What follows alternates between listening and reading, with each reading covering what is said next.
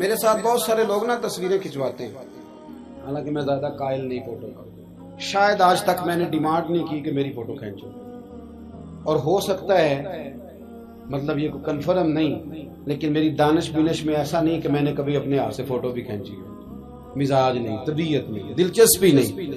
لیکن میرے گاؤں کا ایک موچی ہے، جوتے گانٹتا ہے، اس شخص نے 4 بیٹیاں بیائی ہیں جوتے گانٹ کے، اور میرے ابا جی بتایا کرتے تھے کہ جن دنوں نا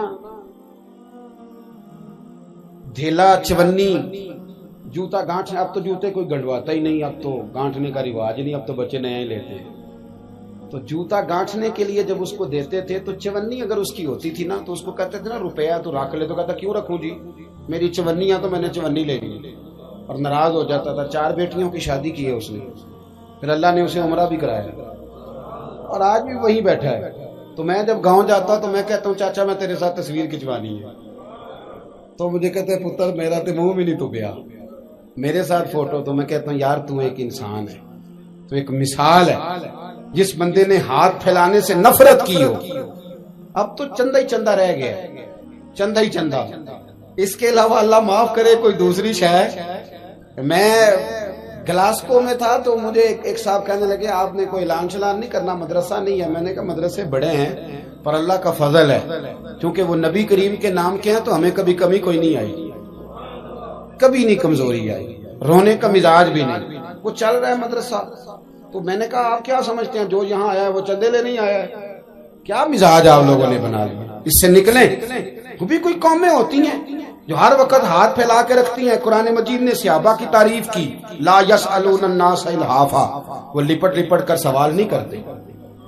یہ اصحاب صفا کی بات کی قرآن پاک نے، لپٹ لپٹ کر سوال، خبردار تھوڑے پہ گزارا کرنا سیکھو، عزت کی زندگی جیو گے۔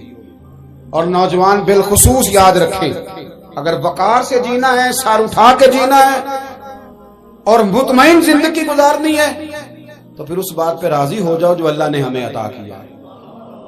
پھر تیرا 5 مرلے کا مکان، اگر تو نے فراڈ کا مکان خریدا ہے نا 6 کنال کا، تو اس سے تیرا 5 مرلے کا وقار والا گھر بڑا شاندار۔ عزت کے ساتھ اگر جینا چاہتے ہو، حاتم تائی سے کسی نے کہا تھا کبھی تو نے اپنے سے بڑا سخی بھی دیکھا ہے؟ حاتم تائی کا نام ہے نا آج تک سخاوت میں، اپنے سے بڑا سخی بھی دیکھا ہے؟ اس نے کہا دیکھا ہے۔ کون سا؟ کہنے لگا میں نے ایک دفعہ اپنے سارے شہر کی دعوت پکائی تو میں چہرے پہ نقاب اوڑھ کے نکلا کہ پتہ کروں کوئی آدمی رہ تو نہیں گیا۔ تو جب میں جنگل میں گیا تو میں نے ایک بابے کو لکڑیاں کاٹتے دیکھا۔ سب لوگ اس زمانے کے جتنے پڑھے لکھے شعراء ادیب سب میں نے بلائے، بابا لکڑیاں کاٹ رہا تھا۔ توجہ ہے میری بات پر؟ کہتے میں اس کے قریب گیا، چہرے پہ نقاب تھا، میں نے کہا بابا جی آپ کو نہیں پتا آج حاتم تائی کی دعوت ہے؟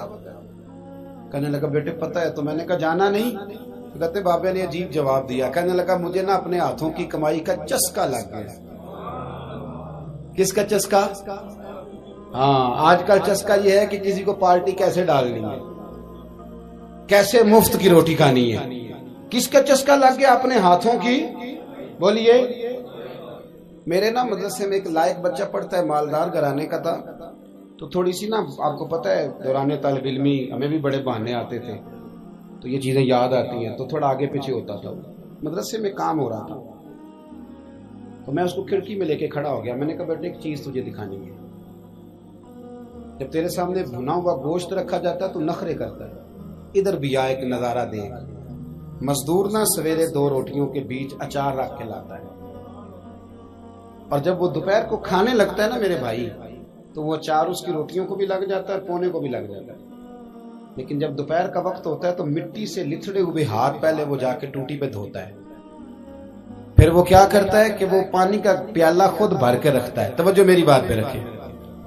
پھر وہ زمین پہ بیٹھتا ہے اور جب وہ پونا کھولتا ہے نا، کبھی اسے کھاتے ہوئے دیکھو، یوں محسوس ہوتا ہے کہ دنیا کی ساری نعمتیں اس کے سامنے پڑی ہوئی ہیں، اور ٹیبل پر بیٹھ کر 22,000 کی روٹی کھانے والے اتنا شکر ادا نہیں کرتے جتنا وہ بندہ شکریہ ادا کرتا ہے۔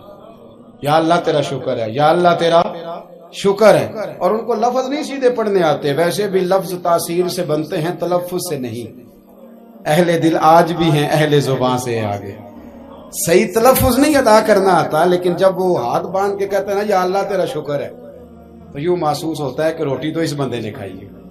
کھانا تو ورنہ شادی کے موقع پر اتنا کھایا نہیں جاتا جتنا تباہ کیا جاتا ہے، کیونکہ مفت کا ہوتا ہے نا، مفت کا. تو یاد رکھیں محنت کی کمائی ایک حسن ہے، ایک وقار ہے. وہ جو بندہ 50 لاکھ روپیہ مہینے کا یا سال کا کماتا ہے وہ تو دیکھتا بھی نہیں بیچارہ پیسوں کو. وہ بینک میں آئے اور بینک سے ہی ساری زندگی اپنی دولت دیکھ سکتا، لیکن جو 600 روپیہ دیہاڑی لیتا ہے نا، اس کو جب شام کو ملتی ہے تو 3 دفعہ ہاتھ صاف کرتا ہے اور 3 دفعہ بسم اللہ شریف پڑھتا ہے اور پھر وہ جیب میں ڈالتا ہے. پھر وہ حساب کرتا ہے کہ 50 کہاں لگانے ہیں، 60 کہاں. تو خودداری سے جیو، باوقار رہو گے، باعزت رہو گے. حاتم طائی کہتے ہیں مجھے کہنے لگا کہ مجھے ہاتھوں کی کمائی کا چسکا لگ گیا ہے، اب مفت کے دسترخوان پر مجھے مزہ نہیں آتا. تو کہتے میں تو بس اس کا فدائی ہو گیا. جب میں واپس آنے لگا تو اس نے مجھے آواز دی. میں واپس پلٹا تو کہنے لگا بیٹا آپ بھی دعوت پہ جا رہے ہیں؟ میں نے کہا ہاں. تو اس نے مجھے 5 دینار نکال کے دیے. کہنے لگا یہ لے جاؤ، حاتم طائی کو نہ دینا، وہاں جو آدمی لنگر پکا رہا نا اسے دے دینا. یار بڑے بڑے لوگوں نے روٹی کھانی ہے، چلو میرا بھی حصہ پڑ جائے گا. تو حاتم طائی کہتے ہیں میں گھوڑے سے گر گیا، چہرے سے کپڑا اٹھایا اور میں نے کہا بابا میرے سینے سے لگ، میں تو امیر ہو کے سخی ہوں نا، تو غریب ہو کے بڑا سخی ہے.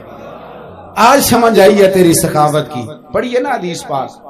حضرت انس بن مالک کہتے ہیں ایک شخص نے آ کے کہا یا رسول اللہ کچھ دیجئے. حضور مجھے کچھ بولیے. اور میرے محبوب کا دروازہ وہ ہے کہ جہاں سے کبھی کوئی خالی گیا ہی نہیں. حضور کچھ دیجئے. تو نبی کریم علیہ السلام نے آج الگ بات کر دی، فرمایا تیرے پاس کچھ بھی نہیں؟ اس نے کہا حضور میرے گھر میں ایک پیالہ ہے اور ایک کمبل ہے اوڑھنے کا. اتنا غریب کو بندہ اس وقت بیٹھے محفل میں جس کے گھر میں ایک ہی پیالہ ہو. جو چپ ہے ان کے بارے میں کیا نظریہ اختیار کرو. کوئی ایسا غریب جس کے گھر میں ایک ہی پیالہ ہو، صرف ایک ہی کمبل ہو. لیکن یہاں بیٹھے میرے سمیت ہر تیسرے بندے کو آپ پوچھ لیں کہ حالات کیا ہیں تو کہے گا دعا کرو. بڑی مشکل ہے. اتنا غریب کوئی بندہ موجود، لیکن آپ کسی کو پوچھ لیں وہ کہے گا جی بس دعا کریں. کوئی ایسا پیر مل جائے جو مجھے اللہ دین کا چراغ دے دے تاکہ نوٹ کسی طریقے آ جائے. اور وہ نعت خاں جو کہتا ہے کہ کون دیتا ہے دینے کو منہ چاہیے، دینے والا ہے سچا، وہ بھی کہتا ہے پہلے 25,000 دو. کوئی تو سٹیج پہ تو کہہ رہا تھا حضور دیتے ہیں، اور یہاں جب تک تیرے اکاؤنٹ میں نہ جائیں تیرا کام ہی نہیں چلتا. عجیب تماشا ہے. ایک صاحب نے بڑی دور سے مجھے فون کیا، کہنے لگے ٹائم دے دیں. میں نے کہا جی میں آ جاؤں گا، فارغ ہوتا ہوں تو آ جایا کرتا ہوں، مسئلہ نہیں ہے، ہم اتنے بڑے لوگ ہی نہیں، آ جائیں گے. کہنے لگا جی آپ بتائیں مطلب اکاؤنٹ نمبر دے دیں. میں نے کہا یار آپ نے غلط جگہ فون کر لیا، میں نے تو بتایا کہ وہ تو بڑے لوگ ہوتے ہیں، تو ہمیں پتہ ہے اپنی حیثیت کا، انشاءاللہ حاضر ہو جائیں گے، آپ سے بات ہوگی. کہنے لگے نہیں آپ کو تو کچھ بتانا ہی پڑے گا، کچھ بتائیں کچھ بتائیں. میں نے کہا کچھ بھی نہیں، میں انشاءاللہ حاضر ہوں گا. اللہ نے مجھے توفیق دی ہے، میں شام کو بڑی زبردست کھانا اپنے بچوں میں اچھا بیٹھ کے کھاتا ہوں. ایک گاڑی ہے جس پہ سفر کرتا ہوں، اگرچہ مکان میرا 2 کمروں کا ہے، پر کبھی اللہ تعالیٰ نے میرے دل میں یہ تمنا پیدا نہیں کی کہ کوئی بہت بڑا ہو تو گزارا صحیح ہو. میں بڑی اطمینان بخش زندگی گزارتا ہوں، تو میں آ جاؤں گا. کہنے لگے نہیں تہاڈی مہربانی کچھ دسو. میں کہا 3 کروڑ روپیہ دے چا. کتنا جی؟ اللہ جانتا ہے ہنسانے کے لیے بات نہیں کر رہا، اور مسجد میں اونچا ہنسے بھی نہ. کتنے دیں؟ جی یہ تو آپ نے کیا کہہ دیا. میں نے کہا یار اگر میں نے اپنے لفظ ہی بیچنے ہیں تو اب میں 25-40 ہزار میں بک جاؤں. تو میں تو سمجھتا ہوں کہ نبی پاک کا فرمان بڑا قیمتی ہے، تو ریٹ لگاؤں تو میری حیثیت یہ ہو کہ 40,000 روپیہ. اگر میں نے بکنا ہی ہے تو کوئی ریٹ تو لوں نا. اور ویسے بھی میں تو سمجھتا ہوں کہ میں بڑا انمول ہوں، اس لیے کہ میں رسول اللہ کے دین کا نوکر ہوں. اور یہ غلطی ان کی نہیں جو بیچتے ہیں، غلطی ان کی ہے جو خریدتے ہیں.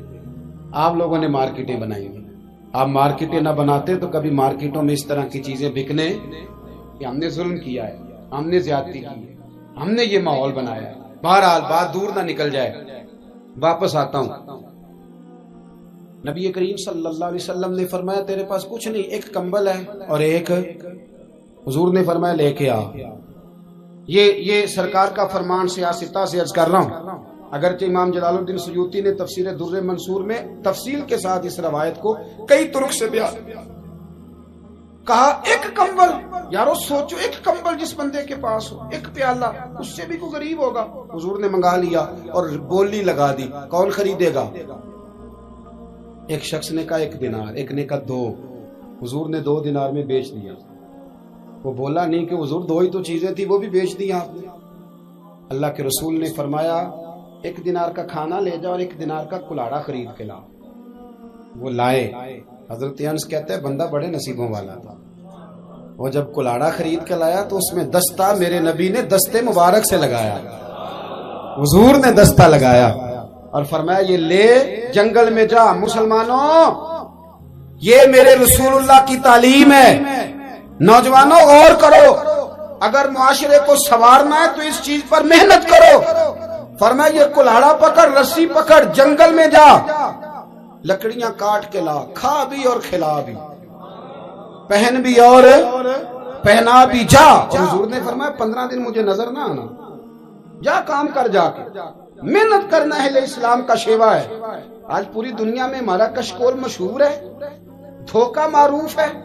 لوگ کہتے ہیں کہ انہوں نے ایسے ہم نے طریقے غیروں سے پیسے نکالنے کے اختیار کیے، ایسے طریقے کہ کبھی سنے تو شرم سے سر جھک جاتا ہے.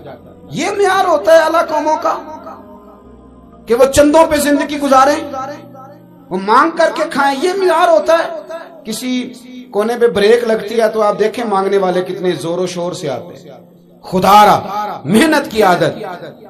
وہ صحابی چلے گئے، 15 دن کے بعد آئے. یہ لفظ امام سیوطی نے لکھے. 15 دنوں کے بعد آئے تو حضور نے فرمایا تیرا حال کیا ہے؟ حضرت انس کہتے ہیں مجھے بھی تجسس تھا کہ پتہ تو چلے. تو وہ مسکرائے، عرض کرنے لگے یا رسول اللہ پہلے 1 پیالہ تھا، اب سارے گھر کے برتن بن گئے. یا رسول اللہ برکت آپ کی ہے، پہلے 1 کمبل تھا، اب سارے گھر کے بستر بن گئے. اور امام سیوطی کہتے ہیں انہوں نے جیب میں ہاتھ ڈالا تو 10 دینار نکالے. عرض کی حضور رکھ لے، میں صحابہ صفا کے لنگر میں حصہ ڈالنے آیا ہوں، یہ قبول کر لے مجھ سے. مہربانی فرمائیں، مہربانی. خودداری سے جیے اور تھوڑے پہ گزارا کریں. یار ملے